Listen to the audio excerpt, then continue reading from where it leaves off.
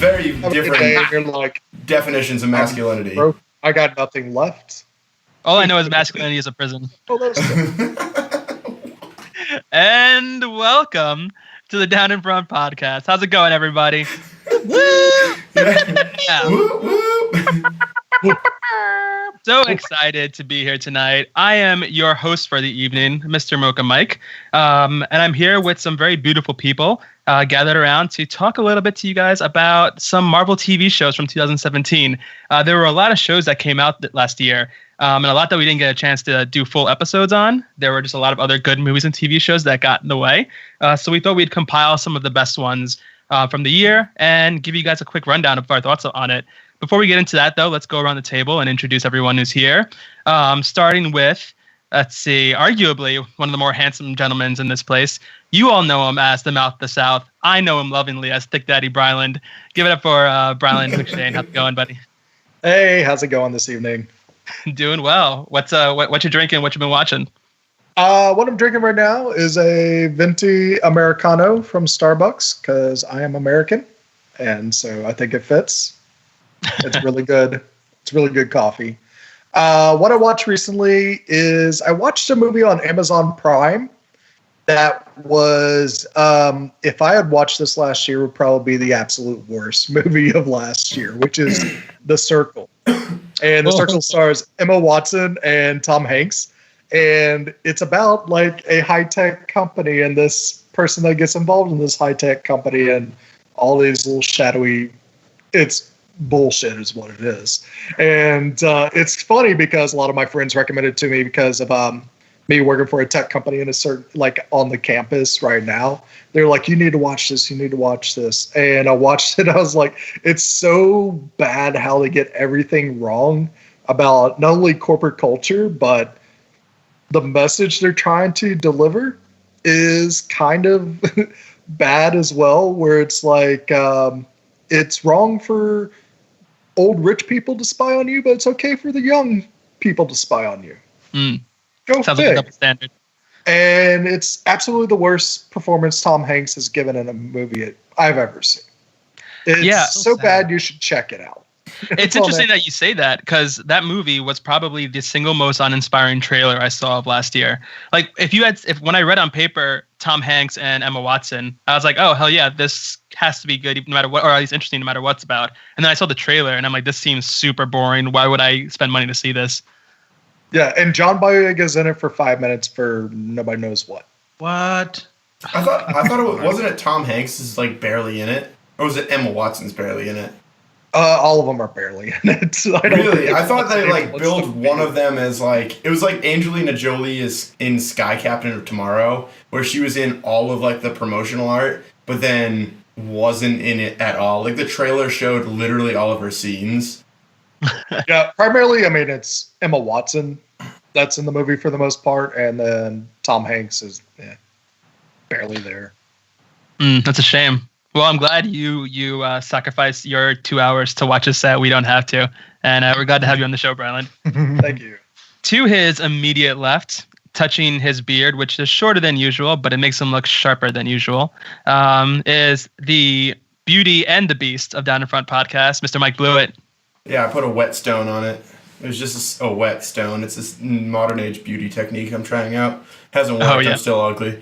The Gattaca technique. Yeah, I'm doing pretty good. I'm drinking some of this Sierra Nevada IPA pack, which has been fantastic. I'm not gonna lie. A lot of IPAs, good strong beer, very tasty. This particular one is a coffee IPA, which is nice. Give me a little bit of a kick. What I've been watching, nothing really. I honestly, I like half watched all of the shows we're about to talk about in the fall when they came out. And then we've been talking about doing this episode for like 4 months.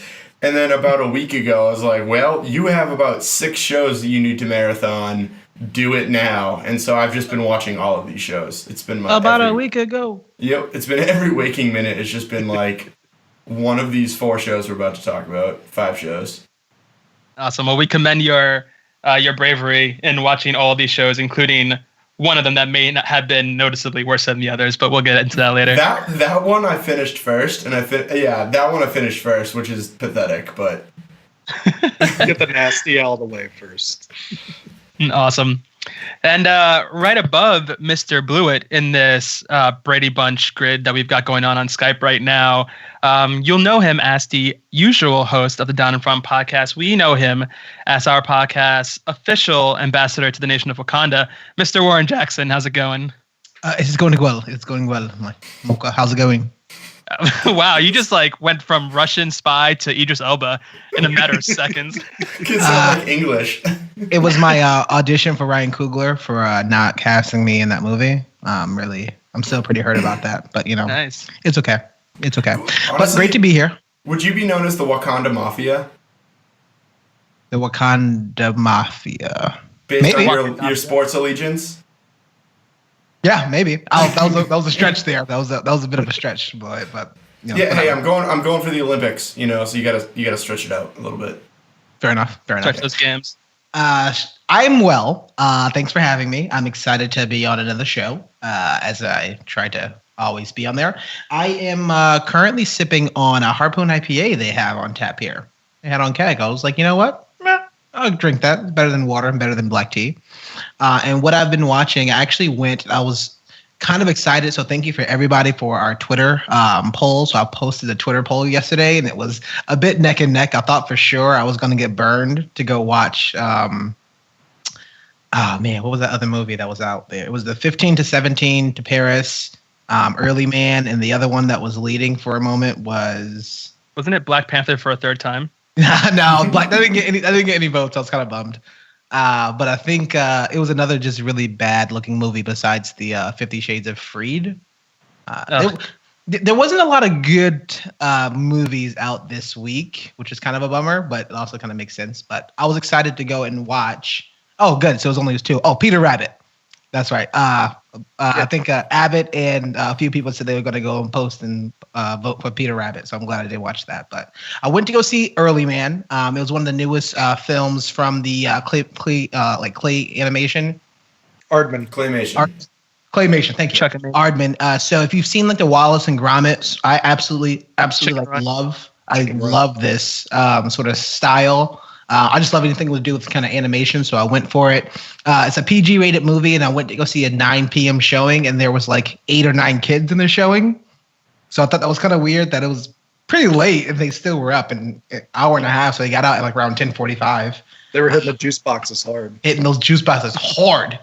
But the movie was super fun. It was a lot of fun. I had a great time. The voices in the movie was Macy Williams, who plays in Game of Thrones. And you have Eddie Redmayne, which I didn't even realize he was in this movie, but I pointed his voice out immediately. It was super cute. He does a great like a younger person voice. So it was very cute. Could you understand what he was saying in this movie? I could, yeah. He didn't do any whispering or any of So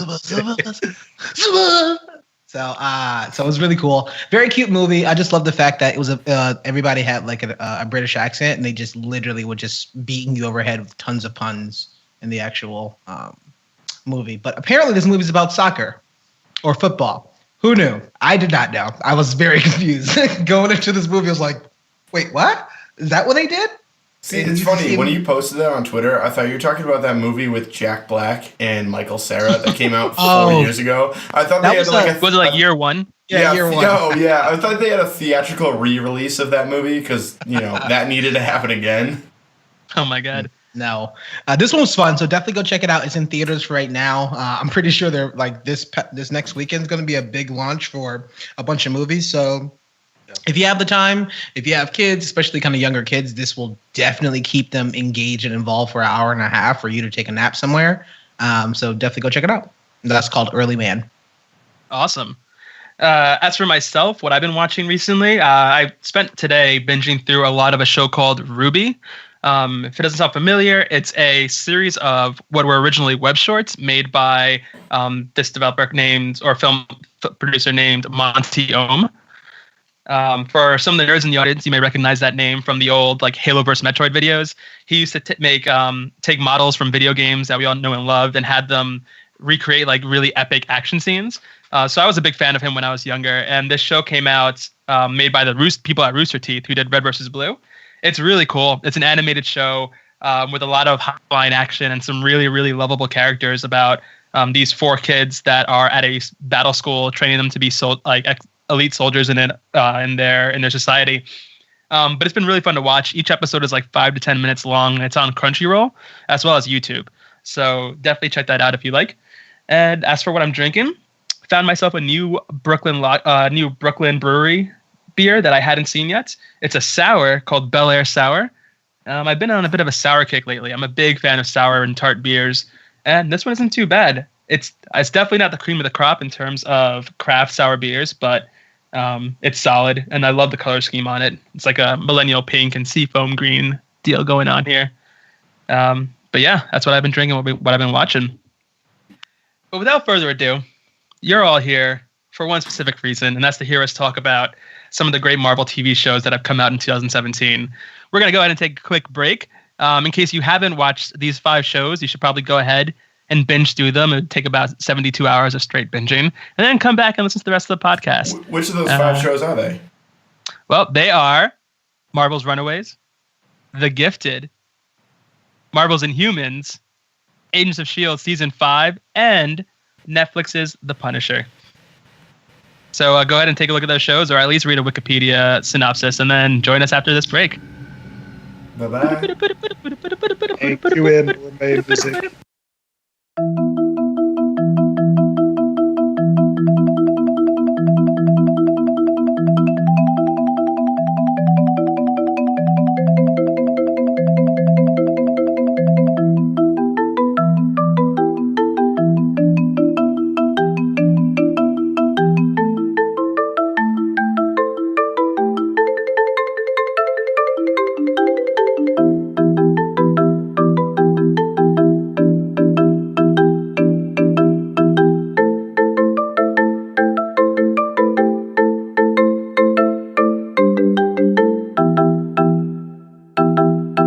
We're back. Thank you all for sticking with us here. And we're going to go ahead and jump right into our conversations about these various TV shows, starting with Marvel's Runaways. This is a show that came out on Hulu. It was released in this way that I've seen Hulu doing lately, where they released the first 3 episodes in one big drop, and then revealed the episodes a week at a time as they go by. But I feel like for a new Marvel show that wasn't Netflix or ABC, there are a lot of interesting thoughts that go along with it. But first off, I want to hear some of your thoughts, Mike Blewett, and what you thought about this show. So first of all, coolest thing that I noticed from this was one of the parents, I think it was either Carolina's or it was Victor Stan. I think it was Carolina's mom had the harmonic series as a theme music. And so it's this it's based on math. Like the harmonic series is literally the when you play one note, how each term or each like what's called harmonic vibrates above it. And so I thought that was really cool with the whole extraterrestrial thing and like string theory and how everything vibrates with it towards, like in certain frequencies. Part of the harmonic series is the fact that certain notes sound out of tune compared to how we normally perceive them, where they literally are like slightly flat or sharp than what we normally define them in scale. So if you listen to pop music, the certain extensions on the chords you'd hear there would not sound right with what you hear in that particular like series. And okay. it's I forget which exact theme it was. I think it was Carolina's mother. And you can hear it. You can hear certain notes are like out of tune to the Western ear, but are this very fundamentally based. It's like the golden ratio of music, where like it's freaking everywhere. but you just have to be like kind of listening for it. And I've never heard that in like any sort of themes before. I thought it was cool. That's it. There's literally nothing good or bad about it. I just have never heard that in like. Well, it's interesting that you bring that up, though, or at the very least that they had this musical, like this bit of music that you hadn't heard in other things before. Because one of the things that really surprised me about this show was how much they actually tried. Like going into this show, I assumed it was going to be bad. I didn't think it was going to be a good show. I was hoping for the best, but it was one of Marvel's first shows outside of Netflix and ABC. It's a show about like younger kids. So I figured a lot of it would be a little saccharine or maybe a little like toned down the like softened edges to make it more palatable. But the show went in from its special effects to the music to the lace looked great. Yeah, to the seriousness of the material that they covered. Like they actually tried in this show, and it came out way better than I thought it was going to be. Yeah. I mean, it's based on one of the best. I mean, like a great comic book series too. Like Brian K. Vaughan's no slouch when it comes to creating awesome stories. Yeah. And so I don't know what kind of kept me away from it. I guess it was just like a lot of stuff to watch. Yeah. But also at the same time, I thought it was going to be like a tween version of CW. And I was like, do I really want to get invested in something like that? So even though like I'm actually kind of interested to watch the ABC Family version of Cloak and Dagger when it comes out. Which is pretty cool. So there was definitely some tween moments on it, but like I'd say for the most part, the subject matter was like heavy enough, and I think it went really well between like they had two very good storylines operating between the kids and the parents. I for one didn't know that I thought it was a miniseries that was going to wrap up after one season, and I will say this: I'm genuinely excited to see what comes next. There was several huge cliffhangers that happened at the end of the show that legitimately, like, I want to find the answers to. I would say this as one detriment. They needed to involve, like, there's no difference between this show and The Gifted.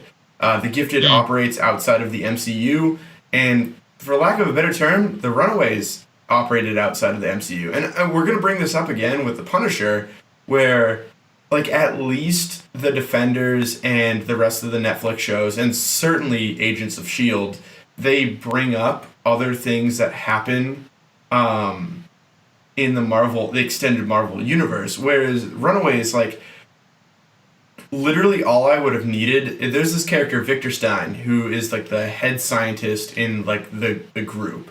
And so Victor Stein is touted as like one of the smartest men in the globe.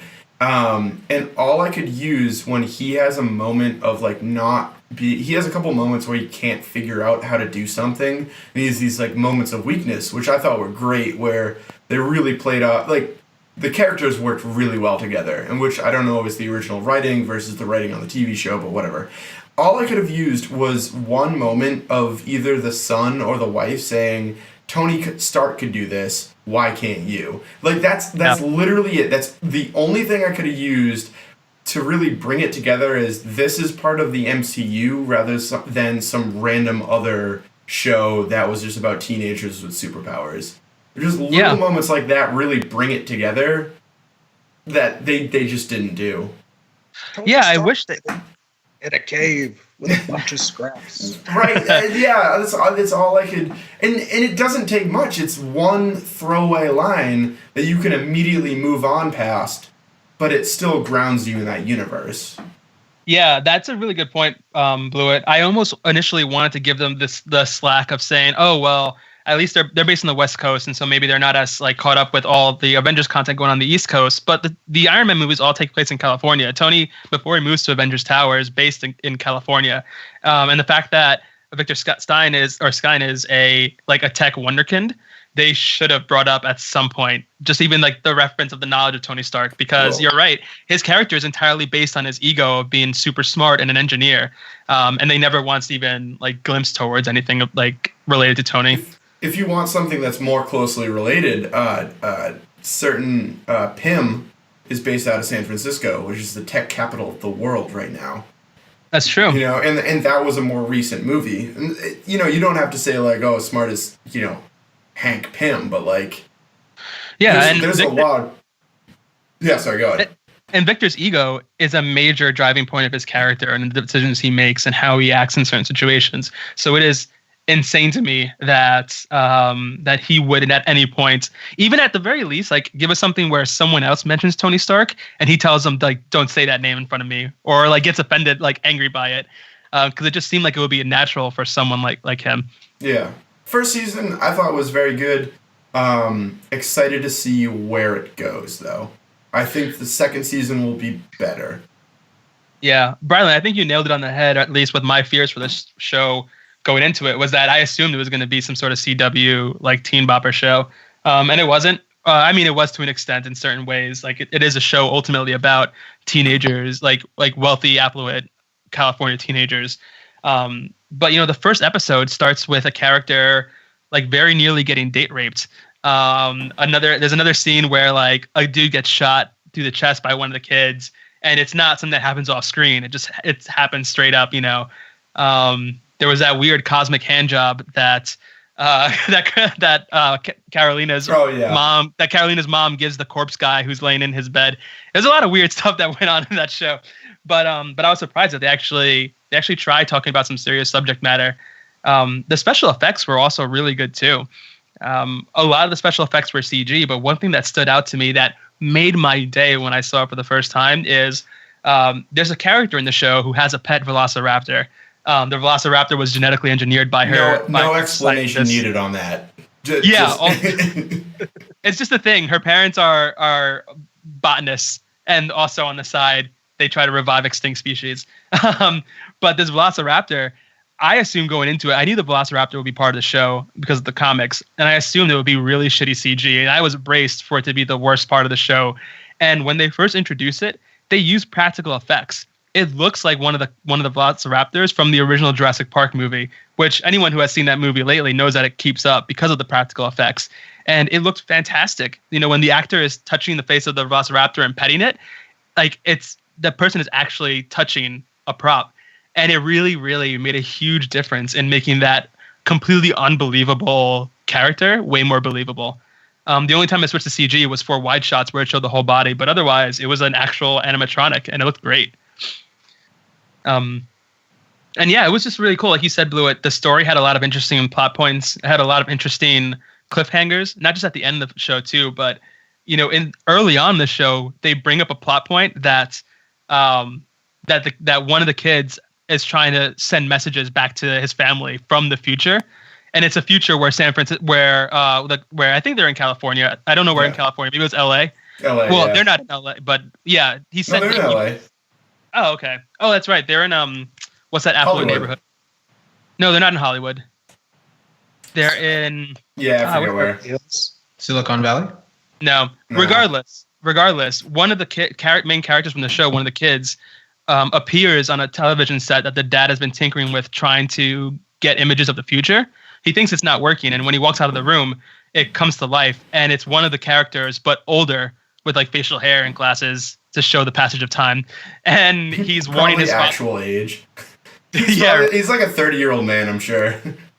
But he's like saying, "Hey, whatever you do, don't grab the gloves. Like, listen to me, Dad, whatever you do." And then it cuts away and you see a vision of LA crumbling. And later on, that becomes a plot point. Like, it's a very big turning point in the series when his father picks up these gloves and in a fit of drunken rage tries to murder his own son out of anger.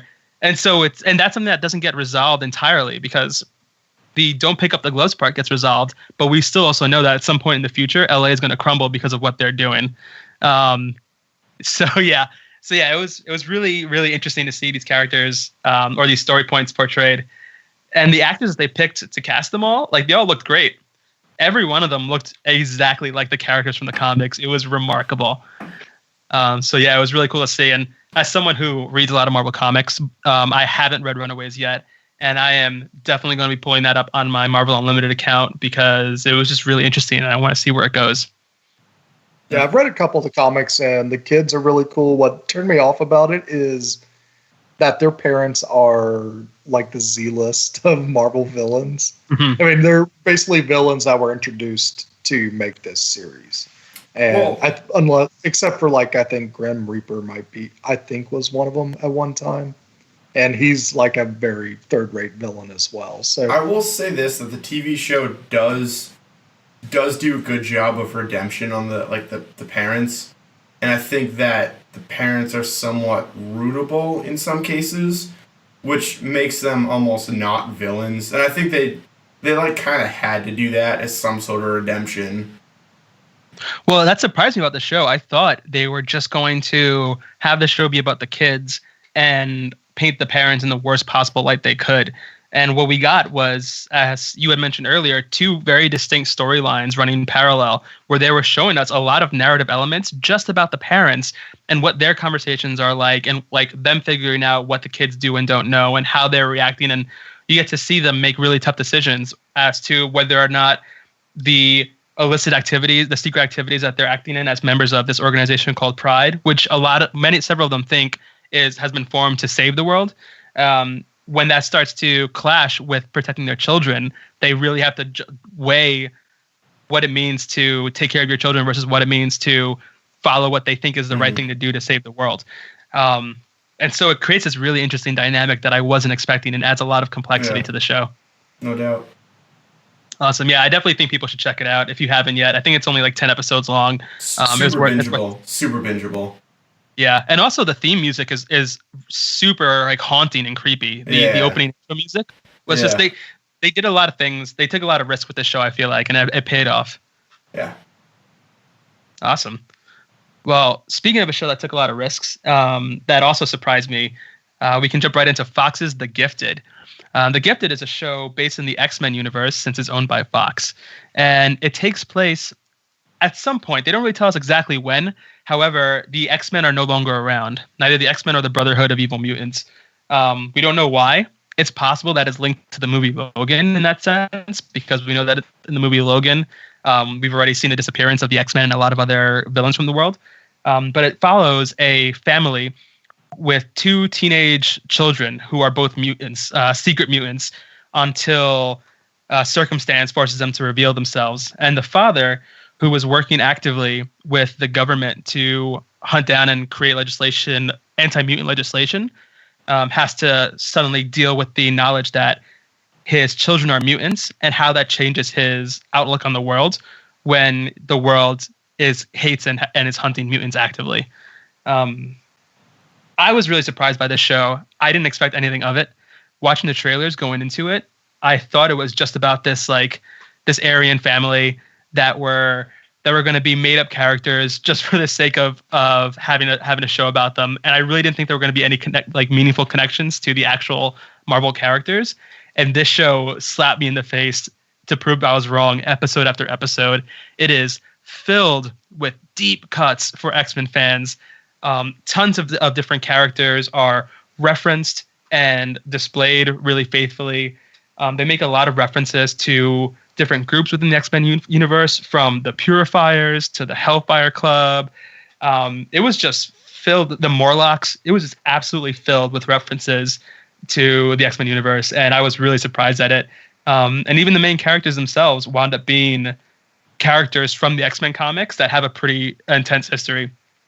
And it was great. And it was great because it really stuck to the tried and true story of the X-Men, which is mutants are a second class of people in the world, and a lot of people are racist and they treat them as such and hunt them like animals. So it kind of felt like we were back watching the old X-Men cartoon shows from the 90s. A lot of anti-mutant resentment, a lot of themes about what it means to take the higher road when people don't like you, like not only don't like you, but want to see you dead just for how you were born. And even the main characters wind up being the Von Strucker family, who are related to Baron Von Strucker from the comics. In the comics, Baron Von Strucker's grandchildren were a pair of mutants who went by the name Fenris together, who had incredible destructive potential when they held hands or when they touched each other. And that's who the two main characters in this show wind up being. They wind up being Fenris went together, and one has the ability to push things apart, and the other one has the ability to pull things together. And when they hold hands, they can destroy large areas at once. And yeah, Fox went out of its way to make this show look really good. Fantastic graphics, cool dialogue, a really thrilling story about people on the run. it was awesome and really, really surprised me. That's a cool show. So I'm really looking forward to If seeing. they have the Morlocks in it, do they have the Reavers in it as well? The Reavers aren't in it, no. But I do think that this is supposed to be in the early years that lead up to Logan, and the Reavers are in Logan. So sort of. The Purifiers were in it though, which are these human zealots who are like the Billy Graham evangelical Christian people. Yeah, they're kind of like the modern Friends of Humanity types. Yeah. Yeah, like the Westboro Baptist Church, but just anti-mutant. And they're pretty scary. You know, Blink has a flashback to when she was on, like when she was like younger before she met the Mutant Underground and is on a date with some normal human guy. And these dudes come out of nowhere with shotguns and like vests on and surround her. And you get to see how quickly the people that are around her turn on her once they find out she's a mutant. And it's just really good storytelling and made for some really dynamic characters. So I'm super excited to see where the story goes. It even ends on an interesting note where a lot of the characters that you spent the season with working on the Mutant Underground give up on the notion of working peaceably with humans and split off to join the Cuckoos that are trying to reform the Hellfire Club. So it leaves in this awesome cliffhanger where the Mutant Underground is already down on its luck and they've already started to splinter off into other groups because some of the mutants have just had enough and they want to fight back. So it left off in a really cool place, and I can't wait to see what they do with season 2. Yeah. Let's take a break from talking about good shows and dive right into probably one of the most disappointing things that's happened to me in my entire life, which is the Inhumans Marvel TV show. This show came out through ABC, and I'm going to do my best to talk as little as possible about it because I will simply start spewing venom the moment I get a chance to. So why don't we start with Brylan on this one? What did you think about Marvel's Inhumans? Yeah, so I watched the first 2 episodes, and if there's like a low bar for any type of Marvel property, this is pretty much it.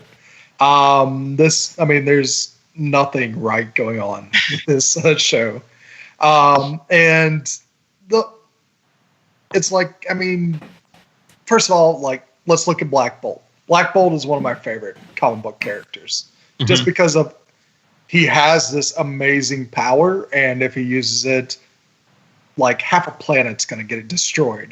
That's the immensity of his power. He is one of the most powerful beings in the universe. For those listening at home who don't know, Black Bolt is the king of the Inhumans, and his ability is that his voice can create shockwaves of immense power, so much to the fact that a whisper can crush a mountain. While he is a king, he is the silent king because he cannot vocalize in any sort of way whatsoever. Yeah, and like my dream comic book is to see a Black Bolt series where the artist is challenged to show sign language throughout the whole thing. And that's the way he communicates. I would think that would be amazing. And why not use real sign language for the King of Inhumans instead of this fake stuff they bring up? And one moment you're seeing that when he does do a little hiccup or something, he evaporates his parents. And then the next time you see him do a little grunt, he only blows up a cop car. This dude is, like you said, when he whispers, it's supposed to be Dragon Ball level, mountains being flattened, suns being destroyed. This is the immensity of his power, and you do not show that. You totally get the character completely wrong. Plus, for some reason, stranding him on Earth and making him go shopping for clothes and being caught by the cops. It's just terrible what they do with this character. And then the other character that's completely wasted is Medusa, because they do this whole thing of like, hey, we got a cheap ass TV show budget. Let's take away her power, which is her hair, and let's just shave her bald. And she just has to talk, and it just becomes drama and bullshit. I cannot believe they did that. I sat there, was like, really? Clippers is her like arch nemesis right now? Is that what? Like you're telling? She's like sitting there and like a local barber shop. All right. I'm breaking my vow of silence. Come all right. on. I'm breaking my vow of silence because I'm too angry. The angry. only plus to this show, even though he's shitty CG, is Lockjaw, because Lockjaw's just naturally adorable, and you love a big teleportating dog that slobbers everywhere. Yeah, he's just a massive, massive English bulldog who has the power to teleport. This show is particularly offensive to me for a lot of reasons. I love the Inhumans. They're one of my favorite Marvel properties because they're so weird and strange and alien. This is like a group of individuals who were, the whole idea behind Inhumans is that the Kree came to Earth during the days of early man and messed with our genes in the hopes of creating an army of super soldiers that they could use for their intergalactic wars. Fast forward to the future, the Inhumans have separated themselves from the human race and have actually taken themselves from Earth and put themselves in the blue area of the moon, which is an area of the moon that has actual oxygen, which is another result of Kree tampering in the early days. And they create a secret society that stays separate from Earth. And they're weird and they're strange and they're vibrant. They look super different. And their powers are insane. And like you said, Medusa has living hair. Every time you see her drawn in a panel, her hair is flowing and fills up the page. And it has super strong tensile strength. Like it's like steel. She fights with it. And she's the voice of Black Bolt. She is his queen. And she, because of their close relationship, can understand what he's saying when he doesn't talk. And she speaks on his behalf. And the show missed out on that. They, like you said, they just went a really cheap cut. And in order to save budget, they shaved her head in the first episode, which takes away one of the most interesting factors of a character who's very important throughout Marvel history. Black Bolt, who was played by Anson Mount, he looks the part, but he looks the part. But what's interesting? All right, so let me just say, stilted. Fuck Scott Buck forever. Okay, the reason why this show is so bad is because the showrunner was Scott Buck. Scott Buck is the worst. He ruined Dexter. He ruined Iron Fist. And now he ruined the Inhumans. How does this guy get hired anywhere? I have no idea, but it needs to stop. Marvel, you need to kill him. No. Screw Marvel. They're just entertainment in general. Like, stop hiring this guy. Yeah, he needs to be sent to the mines. Whatever you're paying him, Down in Front podcast will do for a hell of a lot cheaper and do it a hell of a lot better. I got you. Much better. We can employ you. The first two episodes of Down in Front of Inhumans were showed in IMAX, right? They made a big marketing fuss about how they were recording it with IMAX cameras, and they actually showed it in theaters. And I can't tell you how angry I am that I went and sat in an IMAX theater to watch the first two episodes of this shit Scott Buck TV show. And it's just such a damn shame because these characters are super interesting in the comics. And it was originally supposed to be a movie. And during the whole Marvel shakeup where Kevin Feige held his coup on Jeff Loeb and became like the head of Marvel Entertainment for films, this product went with Jeff Loeb to Marvel TV. And rather than just taking their time with it, figuring out a way to like make it to be really what's the word I'm looking for, true to the original content, they just rushed to get it out there. And like Anson Mount, as we mentioned earlier, I was reading earlier that in an interview, they said that they never auditioned him because in their minds, Black Bolt doesn't talk, so we don't need to audition anybody. We just need someone who looks like him, which is insane because the fact that he doesn't talk is you need an actor who can do a really good job of portraying that character's stoicness and his seriousness and his feelings without making noises and without doing weird karate chop sign language. But that was the problem. Like they didn't give this show the care that it needed, and it suffered violently for it. So to be fair, I heard that Anson Mount and Serinda Swan, who plays Medusa, came up with the sign language in that show entirely by themselves. Who allowed that? Scott Buck. Well, yeah, but I'll give them this. This show. It feels like Anson Mount and Ian Rowan, who plays Maximus. Yeah, who plays Maximus? Like, it feels like they're the only ones trying. Like, I'll give Anson Mount that. Like, he tried his ass off on this. There was just literally nothing to work with. I didn't hate his performance. I thought he gave it a pretty good one. I will say that, like, the teen drama, The Runaways, should not have better special effects than, like, something that came out in an IMAX play. Mm-hmm. Like, there's no way that Old Lace should look better than the entire moon base. You know, that like a faraway shot in CGI, you should be able to do well. You know, oh my God, there's just nothing. To me, what stood out was they had this crazy NASA base that was in the corner, and this like lady was like, "Oh, nothing." Like, what? The moon? And they're like, "Nothing can come from the moon." It's like, motherfucker, you're in the same universe as Thor, and like you should like this isn't. It's not a surprise that things come from space. You know, like this At this point, it's years after the Chitauri invasion of New York. This is a regular thing that happens to you. Like cool it. And also, it blew my mind. They were in literally like an abandoned warehouse with like 3 iMacs. That was this crazy, this is like this underground, super advanced NASA like station. And they have like 3 iMacs that are just like, dude, can I get on the computer? Because I gotta, like, look something up on Google. It's like, no, this is my computer time, dude. It's like, what are you doing? What, like, come on.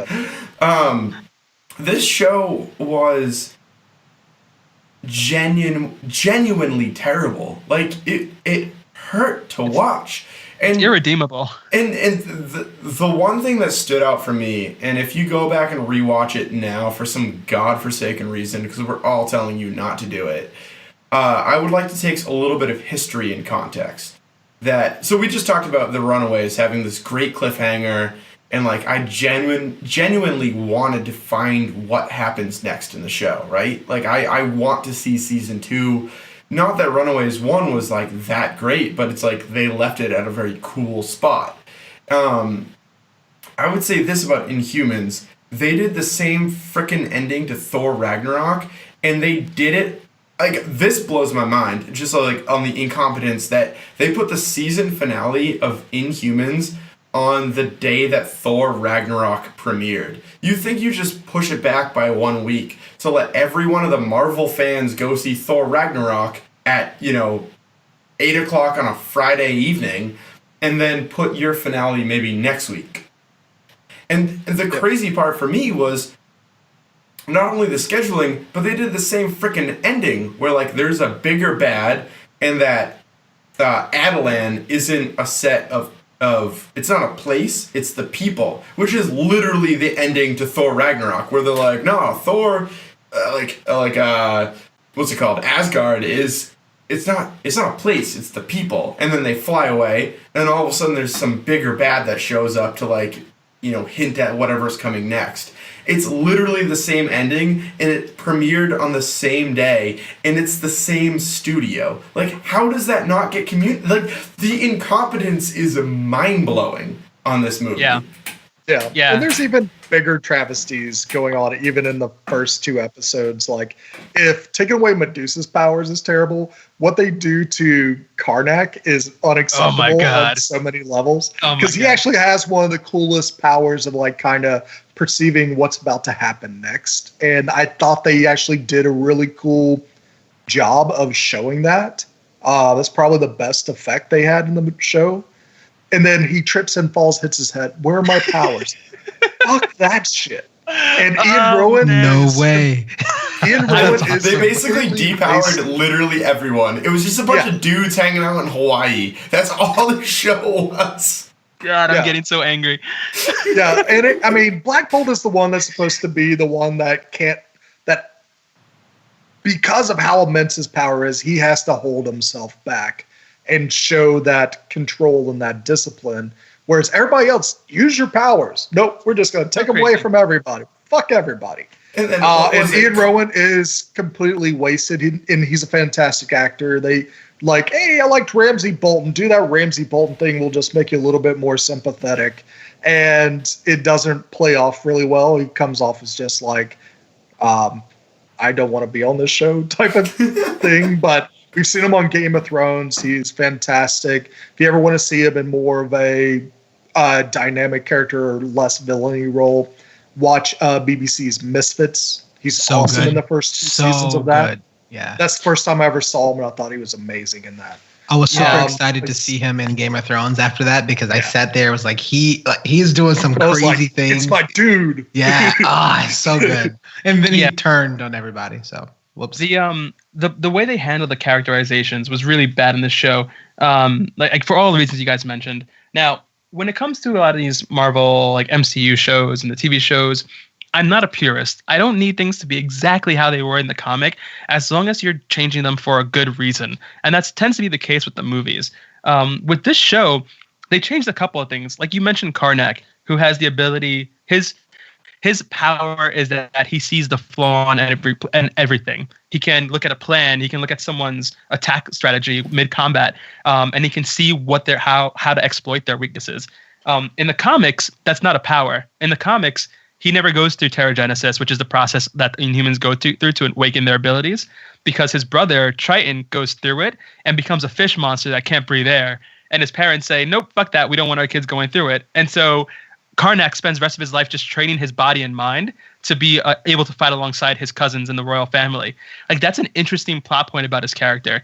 They switched it in this show. Oh, they made it so that he went through Terrigenesis and he got mind powers, and now he can do a sort of bullet time thing where not even bullet time, but he'll act out a scene and then it'll freeze and he'll walk through it. And you're seeing that he's just processing things extremely quickly in his mind and sort of thinking about the best ways to change his body or change how he's approached the situation to reach ultimate success. But again, like you said, Brylan, he bumps his head on a rock and loses his ability to use that power. So what was the point of it in the first place? Then you have Maximus, who's a super complex and interesting character in the comics. He's Black Bolt's brother. His process of going through Terrigenesis made him a bit crazy. They call him Maximus the Mad because he's very aware, but he's just a little loony. And they kind of make it out like he kind of came out with no powers and he doesn't know why. Yeah, in the comics, he has powers, and his power is mind manipulation. He can control people's minds. That scene in the show where he shaves Medusa's head happens in the original comics. Only he mind controls Medusa and forces her to relax her hair so that he can shave her, and it's a much more well executed scene as opposed to him just grabbing her and taking a clipper to her hair. But in the show, he goes through Terrigenesis and it doesn't do anything, and everybody makes fun of him for being just a human, and that makes him mad. And so he usurps the throne later on to show that you can do anything, even if you're just a human. And it was just corny and lame, and there wasn't a big enough payoff in his character development to have warranted that, when he's got so much good development in the core materials already. It was just pointless, and I didn't understand it. I didn't understand why they made that choice. And like you said, Brylan, it sucks because Ewan Rowan is a good actor, and he deserved better. Like, I was super excited when he was cast for Maximus the Mad. They didn't make him mad, and they just had him act like you said, like a less dick choppy Ramsey Bolton.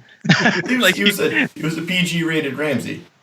Ramsey was closer to what Maximus the Mad is like in the comics. Maximus isn't as brutal, but he's like a loony. He's got a screw loose, and that didn't come across at all. Instead, he was just some whiny character who was mad he didn't get powers, and that's why he turns on his entire civilization and casts his family out to Hawaii, where they have to regroup and learn the meaning of family before coming back.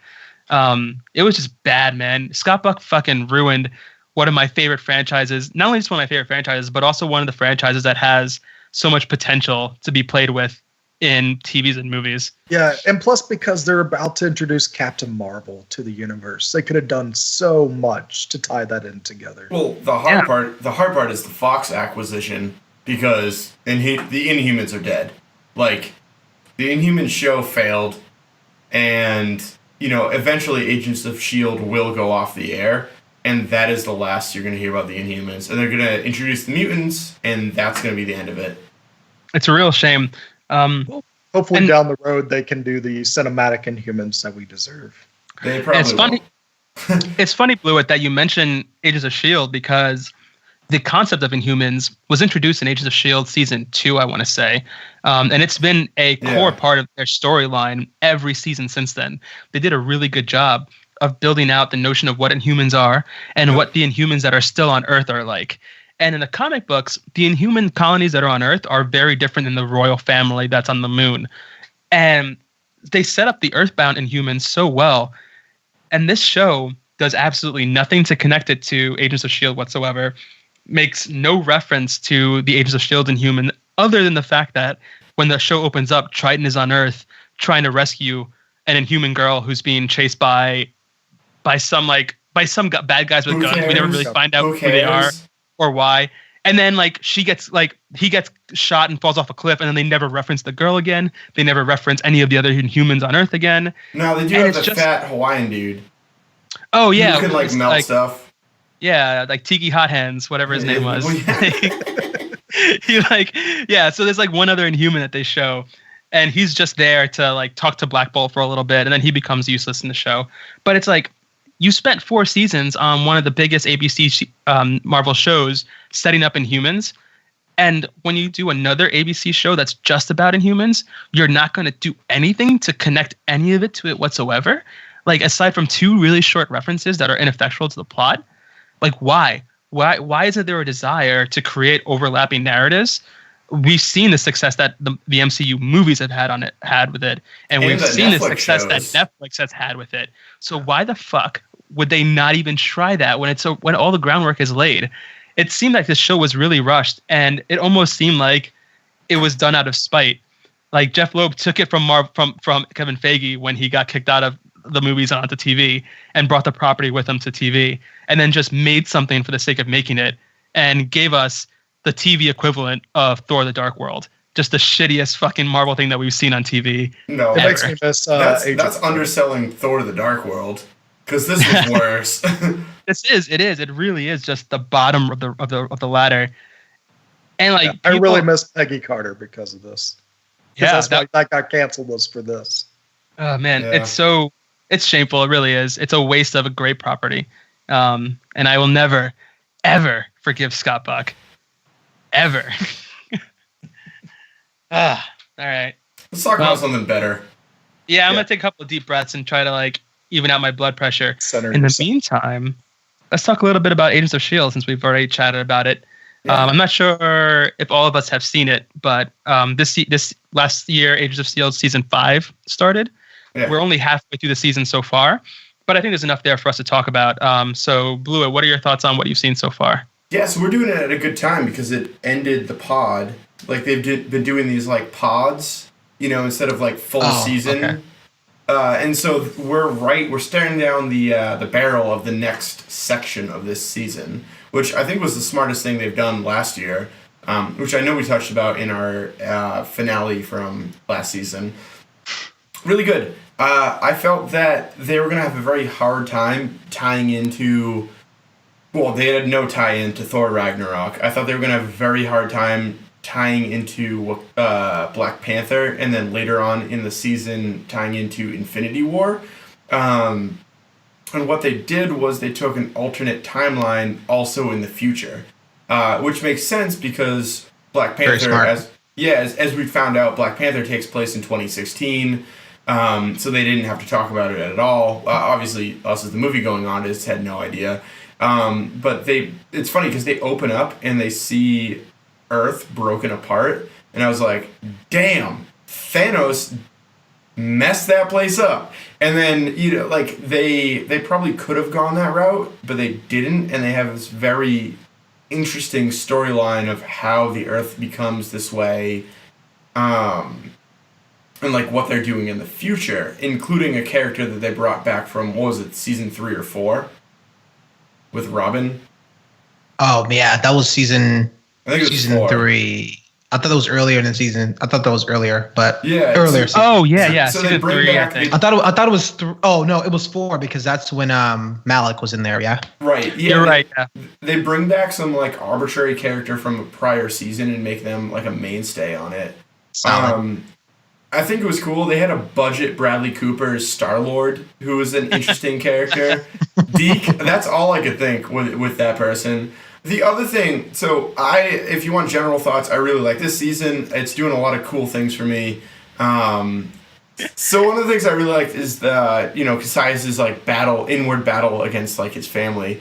I will say this, I think the coolest thing, and to go back to what I was talking about earlier in the Runaways, Sonora, Cassius's personal bodyguard, might have the coolest theme song I've heard in a long time. Like Really badass. like Killmonger had a good one, but honestly, Sonora's like every time she was on screen, they would do that weird like octave distorted cello part. It was just the freaking coolest thing I've ever heard.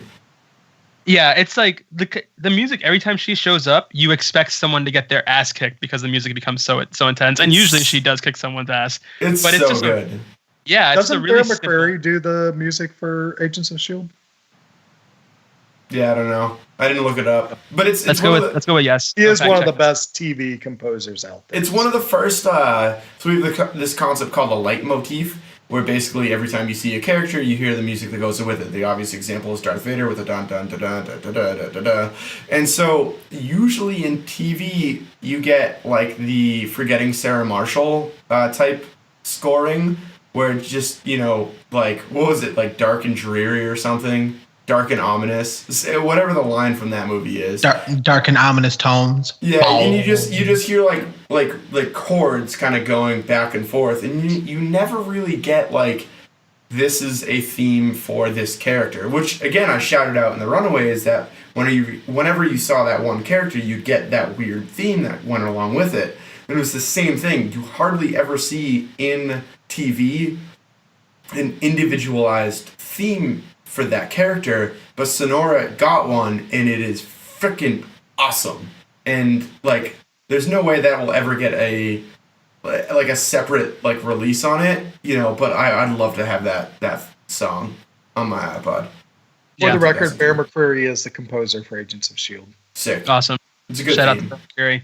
Yeah, shout outs. Come on the show, friend of the show. Yeah, I one thing that I like about Agents of S.H.I.E.L.D. It had a rough start. I didn't want to watch Agents of S.H.I.E.L.D. when it first came on in season 1, and a friend told me, "Hey, just get through the first 13 episodes. The first 13 episodes are really bad, and then it gets cool." And I was like, "That is one hell of a commitment. Like having to watch 13 trash hours to maybe see a cool show." But it was really worth it. The show did get better from episode 14 on, and every season since, they've stepped up their game and made the character and developed the characters more and made their show more enjoyable. But what I like most about Agents of S.H.I.E.L.D. is that it continues season after season to take way more narrative risks than any other Marvel show out there. They have a lot of big ideas that they just go for, whether it's space travel, whether it's introducing whole new alien cultures on Earth. And they did exactly that with this season. This season is all about time travel. The crew gets hurled into the future and find that the Earth is destroyed, as you mentioned. And they find out that Daisy, aka Quake, the main character from the show, is the cause of it. That at some point in the future, she loses control of her powers, quakes the Earth apart. Well, It was never allegedly. confirmed. Allegedly. Quakes the world apart and kills most of humanity, and leaves them ripe for the Kree to come along and pick up the rest of humanity and enslave them. And that's what the show, the whole season is about. It's about helping the remnants of humanity fight back against their Kree oppressors, and B, it's about getting back in time and trying to figure out a way to stop what has happened. But as we get closer to the end of this season, we have this really haunting and like really creepy scene where Yo-Yo, one of the fan favorite characters, an Inhuman, comes across herself in that future, and she's a prisoner of the Kree and has had both of her arms amputated off, and she is completely broken in spirit and has completely given up on the possibility of them being able to fix the situation. And our present day Yo-Yo asks her why did you give up? And she said, because I was where you were. Like I thought that we could change this, and I still got to this same point where I had this conversation with me right now, and we went back, and you can't stop time from destiny from happening, and I wound up here anyway. And it's this really, really sad scene where you see the most spirited and the most the character who most believes that they can change their future having a conversation with a broken version of herself who's already gone through this loop. And would you say that destiny still arrives? Destiny still arrives. Yeah. And that's the thing. Like they're dealing with these tones of what does destiny mean? How is it possible to change the future? Is it possible to change the future? And how do you go on when you know how things are going to turn out? Like how things are going to turn out, And we've played around with this idea in Agents of S.H.I.E.L.D. season 4, where Daisy gets a vision of the future and spends several episodes training to relive that exact moment so that when that moment comes, they can save the person they're trying to save, and they still fail. And they sort of cemented that idea last season. You can't change how the future unfolds. So I'm really excited to see when the mid-season break ends and they return to the show, how they actually deal with this potential future once they get back to their proper timeline. One thing I'd like to say, you raise an interesting point. Honestly, I don't think I've ever seen an actor or an actress grow up in front of my eyes, but Chloe Bennett was god-awful season 1. Like, she was terrible. And now, like, I'd love to see her in a movie. Mm-hmm. Because I think she can legitimately, her and her stunt people can legitimately hang with, like, the bigger talents in the MCU. I think that she wouldn't be obviously outclassed if she was, like, the leader of S.H.I.E.L.D. when S.H.I.E.L.D. comes back, you know, maybe in the movies. Like, that, I think what cemented it for me was that one-shot fight scene they did at the end of, I think, season 3. Which one was she fighting against? She did, I forget, it was a takedown scene, but they did a one-shot, like, you know, camera, and they did the whole thing. That's the scene I was talking about that she had trained for. She spends a couple episodes training for this moment, and then when they raid the building, it's all one shot. Yeah, and legitimate, I mean, she's also has the dramatic pose to it, where she didn't have season 1, but, like, I've never seen this before. I've never seen, like, an actor or actress suck. Like, she was terrible. She was absolutely the weakest link of that show, season 1. And I remember being like, why are we getting this terrible storyline pushed on us, like Sky? You're like, just tell me anything else. And then all of a sudden, like, yeah, it must have been season 3 when she goes through the whole mom thing. She, like, turned into a very good actress and a very, very competent fighter. Like, she's very good in those fight scenes. Agents of S.H.I.E.L.D. What's interesting is, like, she's one of the reasons why I stopped watching, because I was starting to watch last season, and I was loving Robbie Reyes. I was happy they chose Robbie Reyes Ghost Rider. He was badass. That was so great. But Chloe was just, like, so flat and just lifeless in those scenes with him. And I was like, what are you doing? And you had this, like, huge arc with your mother and everything the prior season. And, like, your 2 boyfriends that you love just died in space and stuff. And you're just acting like you're in a paper bag or something at the beginning of last season. And, I mean, granted, from what y'all told me, it does get better.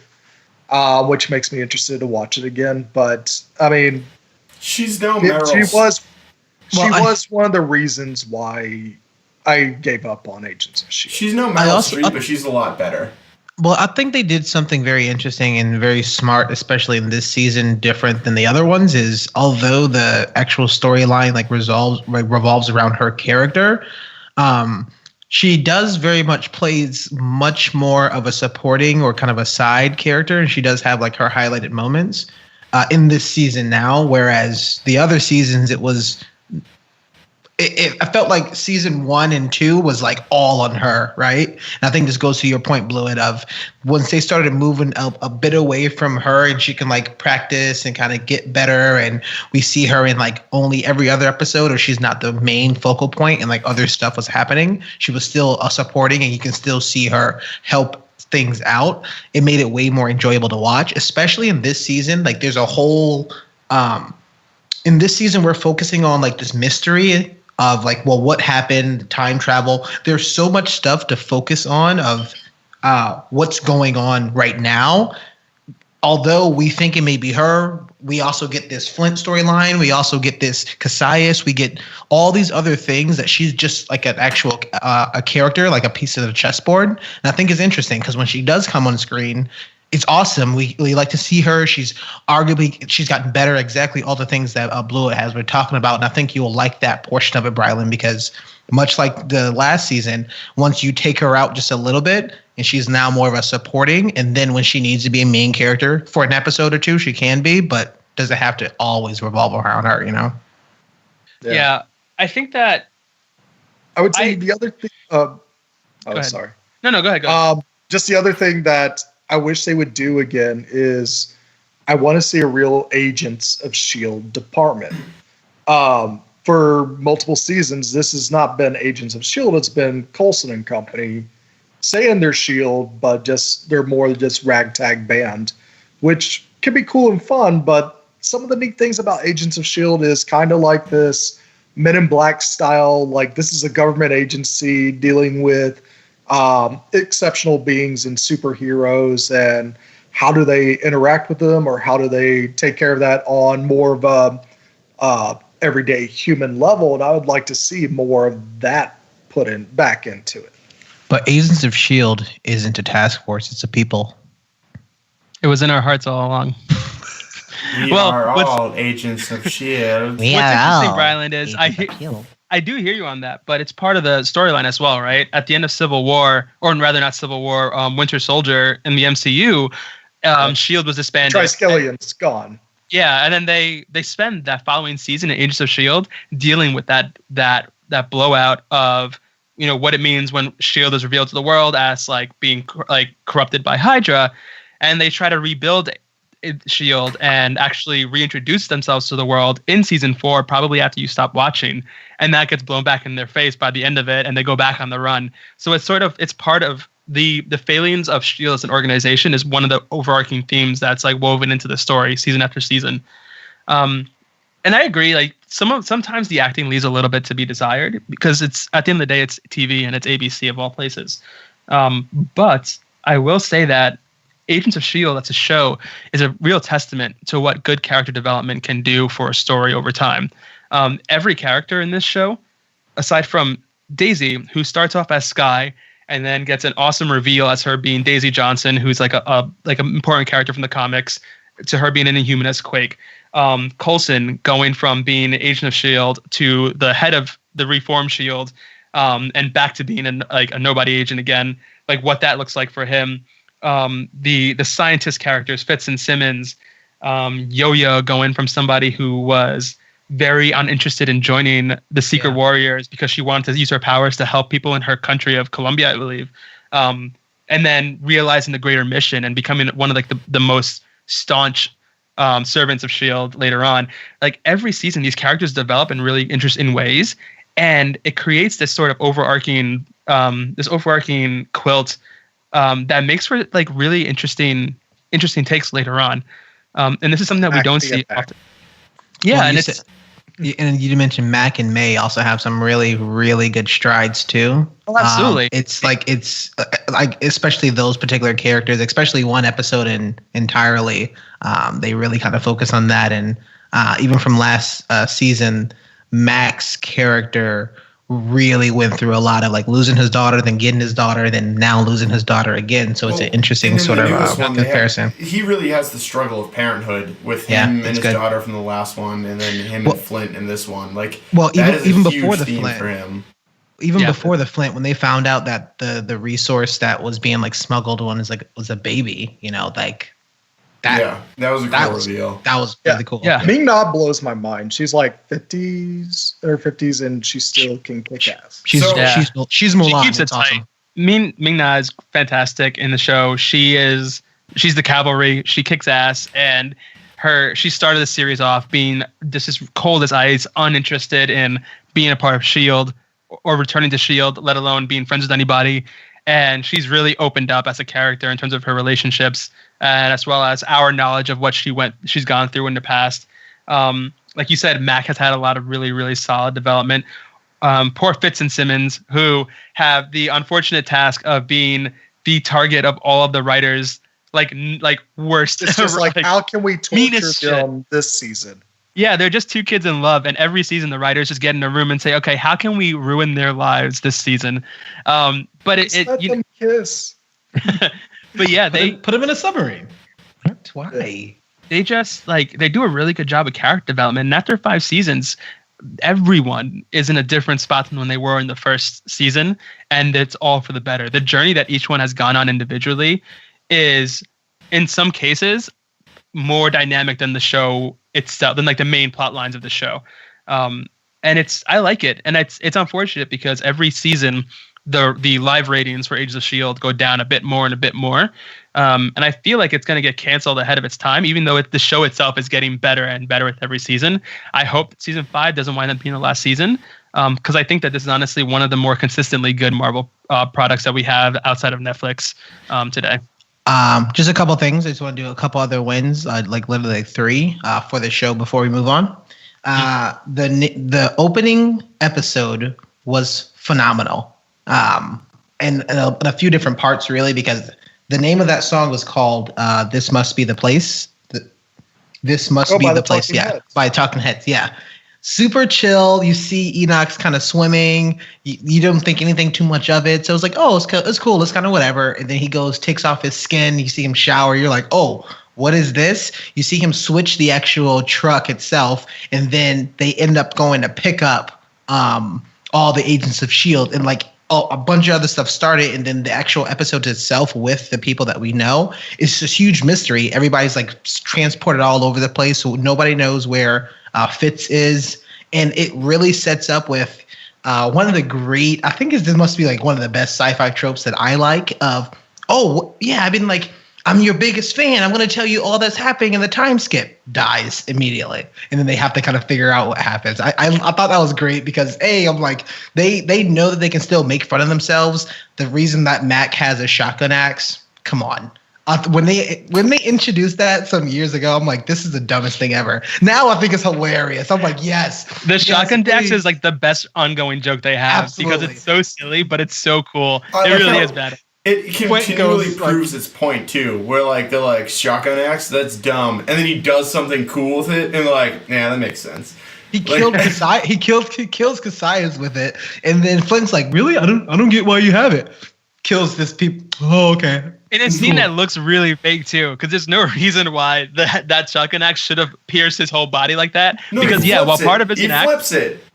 He flips the axe upside down, so it's a shotgun bayonet. Oh yeah, and that's understandable. But at that point, that pointed axe part should go through, not the barrel of the shotgun, which does go through in the scene. But that's fine because it was still hilarious and badass. It's hilarious. I absolutely loved it. But it's like these things now that when they introduced this character, he was a bit of the side character, and I like how a lot of these side characters have come into the limelight, and much like Mocha was talking about, their character growth is awesome. It's amazing, and you've seen so much of Mac, right? And now Mac and Yo-Yo's interesting sort of like a relationship that's happening, which is awesome that you see that on screen of who they are as people. And then they have a chance to kind of step out and be a bit of the comic relief of like what's going on, and they can literally make fun of themselves as they're doing it. And the fact that he also speaks Spanish to her and they subtitled that, I thought that was pretty cool. I like just a small tidbits. I thought that was fun, and it's nice to actually have fun with the show. Yes, it's it's very, very heavy on the sci-fi tropes. Yes, it's going to be corny. Yes, there's going to be some really bad puns at sometimes, but they still give you a bunch of information, and it's still super, super nice to see a show that at least doing something that's definitely better than Inhumans, you know. And speaking of Inhumans again, Agents of S.H.I.E.L.D. proves season after season that they can handle that content better. Flint, the Geomancer from this season, is one of the Inhumans that was created by Charles Soule, a great comic book writer for Marvel, during the Infinity event.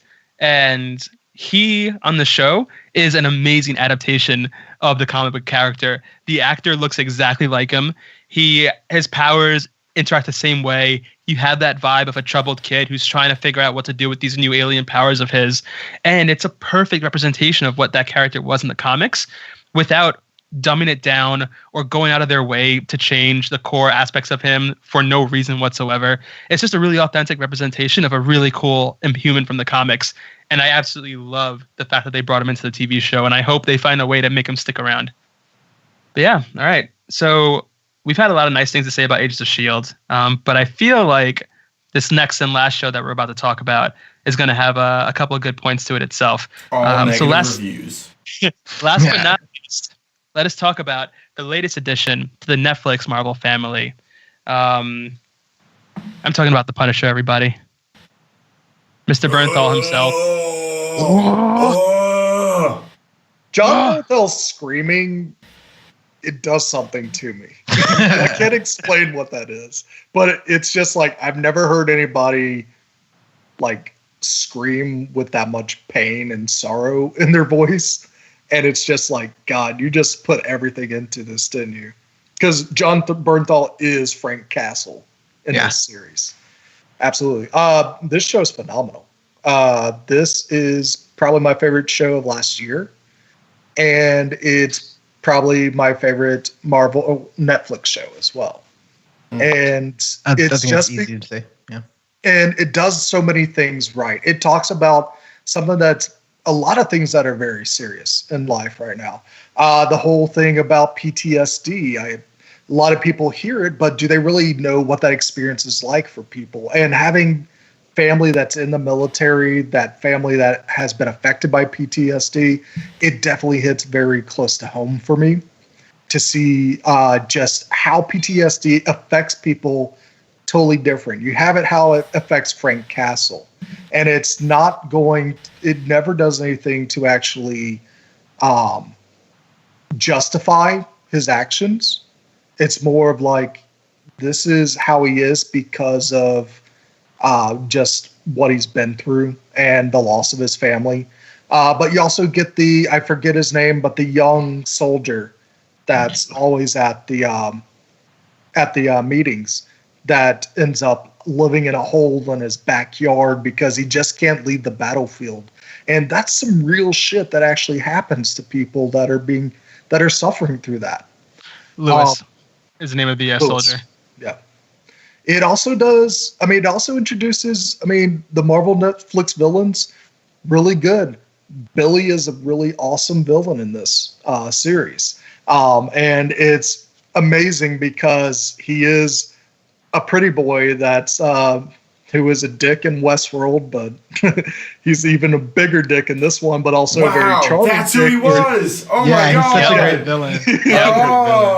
But he has this charm, and you're like, I can see where people can actually gravitate towards what this guy wants to do. But at the very end, when he starts to unveil like why he's doing these things, it's so perfect how they play that off. And man, do they let Frank Castle be Frank Castle in this show. Him taking a hammer to a dude's face or him beating a wall with a hammer is just violent and just raw and brutal. What about him going full mountain on him? Yeah, or on the CIA, which is like, whoop. Or just like having a big machine gun just shooting up a small room, or how he makes Billy into Jigsaw and just like that full face rip across the glass. That was that was such a cringe-worthy moment. Ooh. Yeah, and that's the thing is the brutality is not there to entertain. It's there to be like shock you. And this show definitely hits you to the core. It's not made to have fun or laughs or anything. It's like, this is serious shit. And we want to treat it like serious shit as well. This is also, I would say, the first Marvel Netflix show that doesn't have like that filler episode. Every single episode has some importance to the bigger picture here. And every single episode, watching it after another, it fully blends together and makes for a complete story, which I was like, finally, Netflix, you don't have a filler episode this time. That's awesome. I'm glad you did that. They also have a great side character in Microchip. This guy, I forget the actor's name, but he was great. I thought like what he's going through is another version of just like having to do things you don't want to do, but you have to do them because it's the right thing to do. And a lot of the characters in this are doing things because of it being right instead of it being good. And what Microchip goes through, I find just as harrowing as what Frank Castle goes through as well, because he sees his family constantly every single day, but he can't be with them at all. And I would say, even though there might be this weird thing that's going on with Frank and Microchip and his wife, little cuckish, that happens, but that might make people think it's kind of weird, but it makes sense in the picture of the story. Yeah, this show more than any other Netflix show, and I feel like this is a pretty bold statement considering the shows that came before it. But this show more than anything is it's a real big important focus on what it means to be a specific person. This show is about who Frank Castle is and how he goes on living with his life being that person. This show is about Micro and who he is deep inside as a father and as a husband, and how far he's willing to go to change those core aspects of himself to keep the people he loves safe. This show is about Billy and what does it like? Is someone really evil or necessarily evil for taking the skills that they learned in war and using it to make a living for themselves? Like Billy is an asshole, and that gets revealed later on that he's a shitty person. But the first half of that show, you don't really have a reason to think that he is, other than the fact that he's smarmy and super full of himself. I also, going into this show, I knew about Jigsaw, but I didn't know Jigsaw's character's actual name, and I expected Jigsaw to come out by the second, be revealed in the midway through the series, because most Marvel Netflix shows have a very clear 2 acts to them. And at the end of this, by the time we got to the end of the show, I was like, oh, I guess Jigsaw isn't making an appearance this season. I guess I'll save it for next season. Billy's cool enough. And then at the end, when Frank chooses not to kill him and instead smashes his head into that funhouse mirror and drags it across, completely destroying his face, I was like, oh my God, he's Jigsaw. This show is Jigsaw's origin story. That's incredible. And it reminded me of what I loved most about the first season of Daredevil, which was it was an origin story about 2 people trying to save their city and going about 2 completely different ways of doing it. It was an origin story for a hero and an origin story for a villain. And this show was about that. It was about the Punisher becoming more of a hero as opposed to just someone who is mad about vengeance. And it was about Billy Russo truly becoming the villain that is Jigsaw. And I can't wait to see what they do with the rest of this series moving forward. Yeah. You also have some great side characters with Amber Rose Riva as Dina. I thought she was fantastic as the government agent that just gets caught up in all the mess. She also has she's also beautiful, which is great. And she has some amazing healing powers too, which it might be a little bit of a stretch getting shot in the head, but it is something that people do recover. Well, Castle got shot in the head. So she got shot in the head. She did. Everyone got shot in the head. Billy shot her in the head. I do love the one shot. There was a still that I think I sent maybe you, Brylan, was somebody who I was talking to, but there's a still right after Billy kills Madani's partner that he goes to console her, and she's obviously very, very much shaken. She's in the bathtub covered with her partner's blood. And he's helping her out and so evil, washing wiping the blood down, washing on her. It was it's consoling her, saying it's gonna be okay, and she's clearly just distraught and broken. That was an absolute, because I don't think there's actually any music there either. That was an absolutely gorgeous scene. It's a gorgeous shot, and I think that there's so many of these shots in this actual sort of show that I just thought was very, very good. Yeah, and it's also very disturbing because Billy is the guy that killed her partner and is actually consoling her at the same time. That was a great moment too. That reveal, he was like, "What the?" Instantly. That moment was the moment where Billy tipped over into supervillain territory and he became irredeemable. And it was such a heartbreaking way for it to happen, because that guy, I can't remember his name, that agent did not deserve that death. He was a great character. He was a good man. And it was that's what makes it more impactful. Brutal. That's what makes it. I think that's that point where it makes it so impactful. It makes it so much better because they didn't deserve it, right? We thought he was gonna live to the end and kind of figure things out, but no. Casualties of war. I was saying.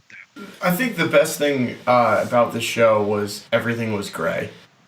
It continued what Daredevil 2 started, where you could find valid motivations for every single character involved in this, and then kind of root for them. Like, you know, you could root obviously for Frank Castle, who's the main character of the damn show. You could find reasons that Billy was like trying to hold on to some sort of past life and trying to make a world for himself. He was this underdog orphan kid, you know, that had to sign up for the army to do anything in his life and founded this like huge corporation of defense contract.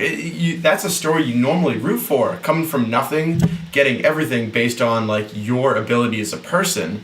I think the only person you couldn't root for was the guy who lost an eye, who I'm forgetting his name right now. But literally every single person you could root for and also find deep, deep character flaws in. You know, this isn't Captain America where his deepest like flaw is that he cares too much. You know, it's you're never gonna root against Cap. Maybe a little bit Iron Man, and that's what made Civil War so great. But like, there was no one in Punisher that you could completely root for, and there was no one in Punisher that you could, besides the actual evil bastard. There was no one in Punisher that you could root completely against, too. Like, in that scene where Punisher has his friend, who I'm forgetting his name, the Curtis. amputee. Yeah, Curtis. And then Billy pinned down. You're like, I don't want to see Billy die right here. Like, I don't. I really want him. I don't want him to be, like, suckered, you know, head popped at this point. Like, I want to see him get out, and I want to see what he's going to do next. That was an awesome scene. Oh, it really was. It was great. It was the three of them just flexing, like the script, the acting, the setting was amazing in that. Yeah, it was fantastic. And the side characters were really developed. Even Karen Page, I think, had better development in this series than she had in any of her appearances in Daredevil. Seeing her really come into her own as a journalist and also as an independent and stronger woman who wasn't going to allow men to fill her heart with fear like they had in the past was really cool. And I pretty much cheered in my seat in the scene where Lewis was holding her hostage in the building, and he had the suicide vest strapped to him, and he was holding onto her, and she had her purse next to her, and rather than just playing the villain and waiting for Frank to save her, she reached into her bag and grabbed the gun that she had in it and pointed it through the bag and shot him in the foot to give Frank an opening to get away. And I was like, "Fuck yeah, Karen! Like, you shoot him through your purse like it's like a badass." It was so cool. Well, they had the communication thing with like the wires. Like, they were going back and forth the entire time. Like, it was an equal partnership. Yeah, I think that though, like, and I think you mentioned something like pretty good, Mocha, was this performance that we see here really wouldn't have been anything if we didn't get those performances of how weak she was as a character when we first see her in Daredevil, and now we've seen her in the other shows, and now she's just like this badass character who can hold her own. That's a great sort of character growth, like through shows. Actually, I don't think I've ever seen that before, but I thought that was actually kind of pretty cool. And that, you know, and even talking about that moment, Claire Temple, she goes through the same thing where like she starts off as. Yeah, that's very true. But Claire was never a victim, though. Claire was always had that fiery Latina blood. Yeah, she was Karen always a badass. was literally a victim, like a shaky in the rain victim, and has come, I think, further than Claire has. Even though I like Claire better. That was her swan song, though. I feel bad for Karen. That was this her is song? my fight song. Oh, swan song. Take back my life song. Based on the likely storyline for Daredevil 3. Well, I would even say, Bradley, you mentioned his name, but the guy who was living out of his you mentioned Lewis. Oh, Lewis. That was a heartbreaking scene. Yeah. Lewis was such a sad character. Absolutely. That was, I think, arguably one of the saddest characters I think we've ever been introduced in the entire Marvel Cinematic Universe or TV, whatever you can think of that slaps Marvel name on it, because he was literally he that's all he knew. It was very hard. He's like 18, 20-year-old kid. Very, very young. And a lot of these things, much like Byron was talking about, like what happens when you're out of the war and there's nothing for you, there's no support for you. Even that scene with his father, and his father was trying to connect to him, and his father was trying to do stuff, and you can tell that he just wasn't getting by, but he was also kind of playing. He just had killed somebody at that time. Like he literally just killed somebody, and you can see him. Like, it's an amazing performance, and the fact that he like kills himself with the bomb to think that that's the best way to kind of go out, because that's all that he knows. It was very heartbreaking, and I'm kind of glad that they actually put that in it, because it's a stark, like it's a huge transition. It's a huge difference between any other villains, right? Any other characters that we've seen from before, because in the end, he wasn't a villain. He was just. One of the things about that character that just broke my heart, and there were so many moments, like Lewis was such a lovable character despite him being so deeply troubled, was when he wakes up from that fever flashback dream that he's having, and he like wakes up in a panic, grabs his gun, and just shoots in the distance because he thinks that he's back in the war, and he realizes that he shot the wall right next to his father. And like the first thing his father does is just run to him and holds him, and he says like, "I'm okay. You didn't hurt me. I'm fine." And he's freaking out, and it's such a powerful moment that you don't see in shows like this. We talked about this in our Black Panther podcast as well, but Marvel is going out there and talking about the fact that we have these soldiers who have been in, like the U.S. has been in war for 17 years with Afghanistan, and we're training these soldiers who are spending their whole lives over there doing nothing but fighting with no one in sight. And what does it mean when we bring them home? Because this world isn't their world anymore, and we don't treat them like we want them. What happens to those people? And it's a really tender issue to talk about, because it's real for so many people out there. And they did not pull any punches in The Punisher with showing just how raw and how difficult that process can be for even the most well-meaning people. That's great. It showed that any man can break. Doesn't matter who you are. Anyone can. Doesn't matter anyone how can strong. have that moment, and you're just done. That's one of the great things that this show does, is that when Frank Castle is the main character, the one thing that you have to take along with Frank Castle is you're not just following his story, you're following his demons as well. And a lot of times when they do like recalls or flashbacks or anything, it can become pretty monotonous and redundant and stuff. But every single time they had him dream about his wife or dream about his kids at the merry-go-round, there was a purpose to it to make you remember Frank is a damaged person, and Frank has troubles himself, but he's a guy that wants to make sure justice is served.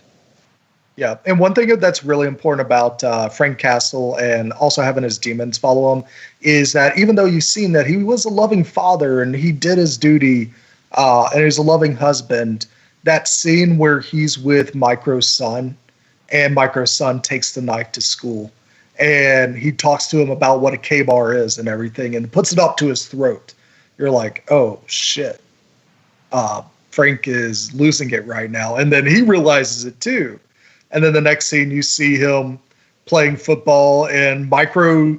You even see like that moment so full of just like a lot of sorrow and just yearning to have normal lives again, where even Micro's right around the corner saying, I want to see my son. I want to see my son. And Frank has to take the hard line with him. It's like, you need to get the hell out of here right now. Yeah. Yes. Everything is shot. And it just shows how much this show has, just like Black Panther did, like a lot of different layers that are very important to talk about for society, but also to make it a very engaging show at the same time. Yeah, it's very voyeuristic, and in a way that makes you feel really uncomfortable the entire time, because these are really dark things that we know a lot of people go through. But as a society, we keep these things to ourselves and we deal with it in-house.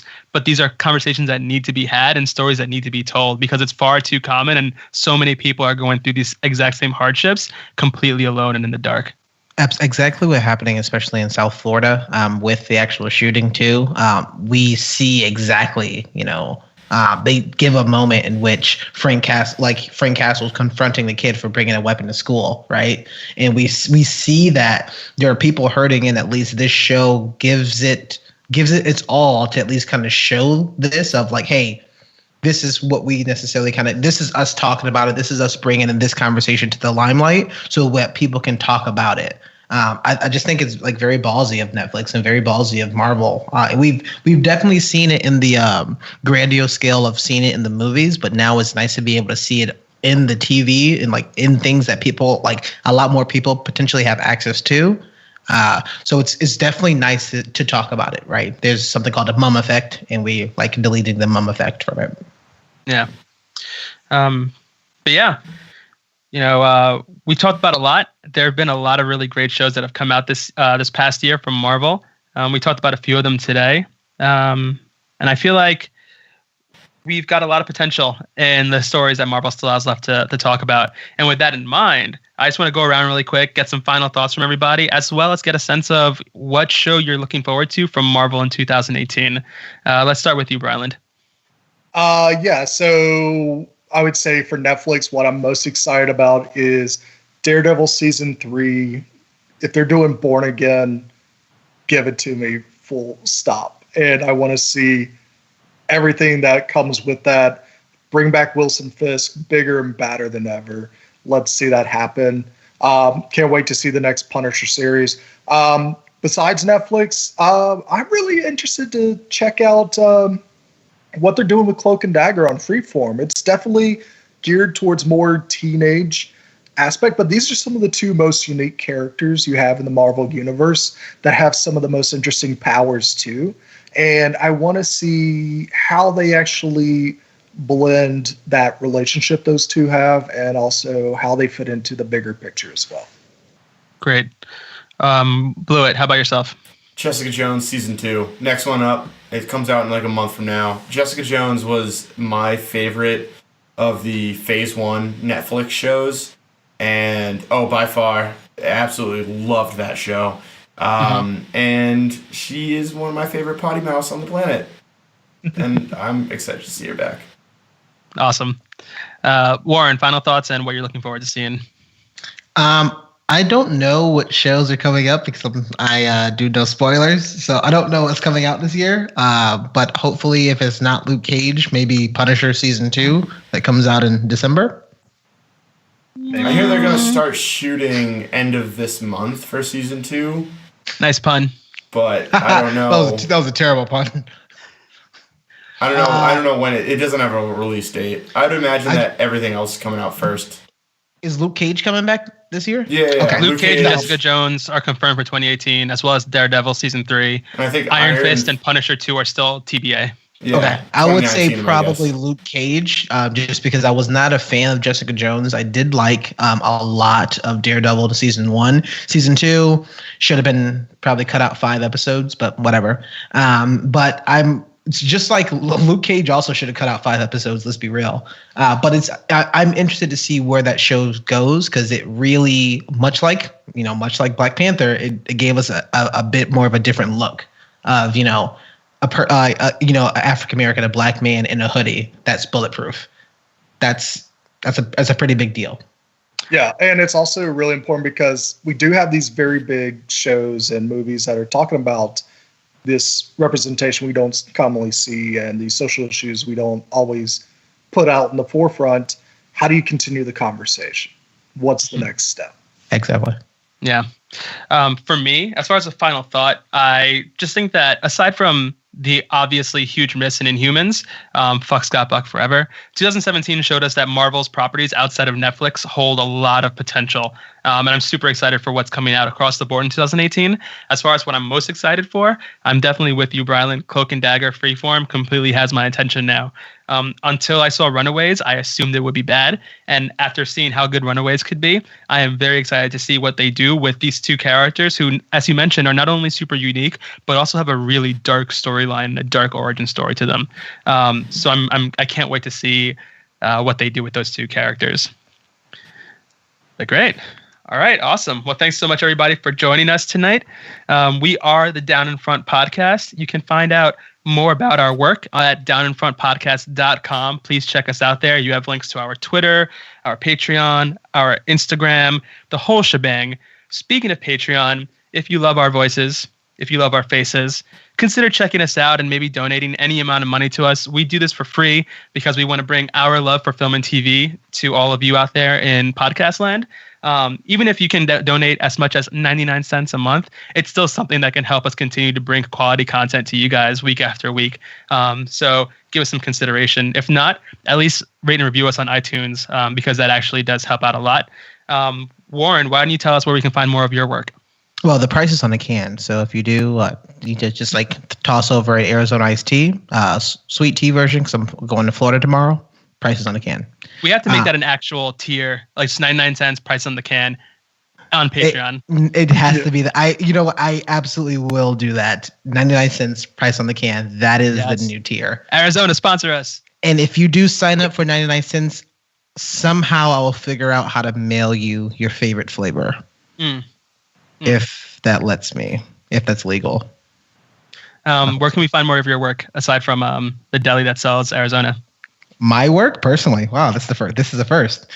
You can find more of our work. I normally talk about a bunch of wines, and I do a few other reviews. So check us out on Twitter at Friends with Blends, in which we just talk about different wines. And we also love Harry Potter, and I am known as the Hagrid Flagons on there. So that is a bunch of my work, as well as you can find me at ActionJ, AXTIONJ on Twitter, where I just retweet a lot of stuff and talk about I drink wine a lot. Because wine. Great. Brylan, why don't you tell us a little bit about where we can find more of your work? You can find me flattening mountains with my whispers. Way beyond what Piccolo can do to a mountain. Think about what Piccolo does and multiply it by 100 on Twitter at Bryland, BRILUND. I'm also on Instagram. I am Bryland. I'll post many movie reviews up there. And I'm also usually, when I'm not in California, I'm the host of the Gamescast, twitch.tv/Down-in-Front Podcast. Warren and Abbott from Fear Boners are playing a lot of Monster Hunter right now. So definitely tune in when they are live and doing that. Too much Monster Hunter. I need to take a break. Awesome. I'm glad to hear it. Blewett, tell us more about where we can find your creative potential. Oh, it's not potential. It's fully realized. Yes. But there's no improvement. My news music or my news band, most major platforms. I'm not even going to mention the EP that will eventually come out at some point. It's going to happen, whether it's in 2018, 2019, 2020. I don't know. We'll have a couple songs for you. It'll be mediocre at best, so don't hold your breath. Excellent. I really know how to hype my projects up. I'll just like say that. If you want to hire me, I'm gonna toot my own butt on that I can one. I can be your hype man, bro. I'm pretty good at it. And as always, you can find me, Mocha Mike, on Twitter, posting videos of myself throwing rocks at Warren's head at Mocha Mike LI, as the Lord intended. Unfortunately, you cannot find me as at Mocha Mike because the person who owns that title is completely disappeared. I can't find him. All I found was his email address on a Scott Buck fan page website. So I won't be able to use that name for a while. But until then, Mocha Mike LI. You can also find me on Instagram at Mocha Mike, where I post a lot of my photography work, and on Medium.com at Mocha Mike, where I do some longer form write-ups about the shows we talk about here on the podcast. I heard Scott Buck's nickname is Mocha Mike. Oh, fuck Scott Buck forever. Don't you do that to me, Brylan. Triggered. And we are the Down in Front Podcast. Thank you so much for joining us today. We're really looking forward to bringing you some more content. We've got a review of Natalie Portman's Annihilation on the way, so keep an eye out for that. But until then, stay classy and stay pretty. Bye, everybody. I love you all. Dude, I heard that Jesse Rand's email address was jessierandlovescottbuck@ymail.com.